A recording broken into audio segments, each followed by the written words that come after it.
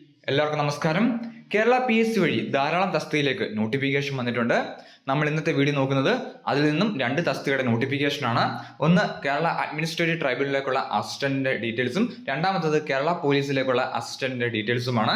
So നമുക്ക് 2 തസ്തികയുടെ details 1 by 1 ആയിട്ട് നോക്കാം.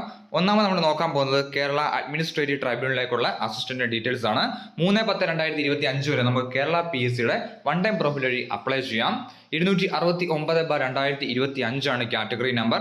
Department name Kerala administrative ട്രൈബ്യൂണലാണ്.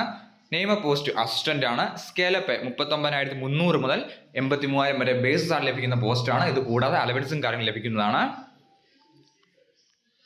18 മുതൽ 36 വയസ്സ് വരെയാണ് ഏജ് ലിമിറ്റ് പറഞ്ഞിരിക്കുന്നത്.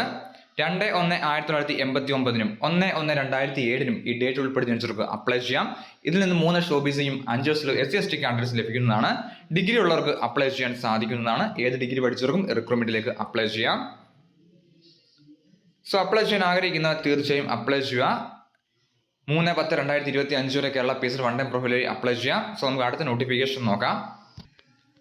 അടുത്ത കേരള പോലീസിലേക്കുള്ള സ്പെഷ്യൽ റിക്രൂട്ട്മെന്റ് ആണ്. അഡ്മിനിസ്ട്രേറ്റീവ് അസിസ്റ്റന്റ് തസ്തികയാണ്. 293/2025 ആണ് കാറ്റഗറി നമ്പർ. 3/10/2025 വരെ നമുക്ക് റിക്രൂട്ട്മെന്റിന് Kerala PSC one time profile വഴി അപ്ലൈ ചെയ്യാം.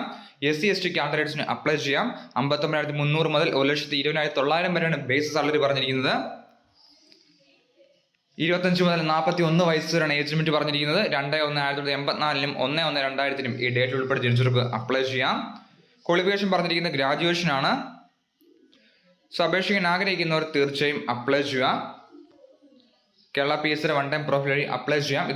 ഇതുകൂടാതെ ധാരാളം PSC നോട്ടിഫിക്കേഷൻസ് വന്നിട്ടുണ്ട്.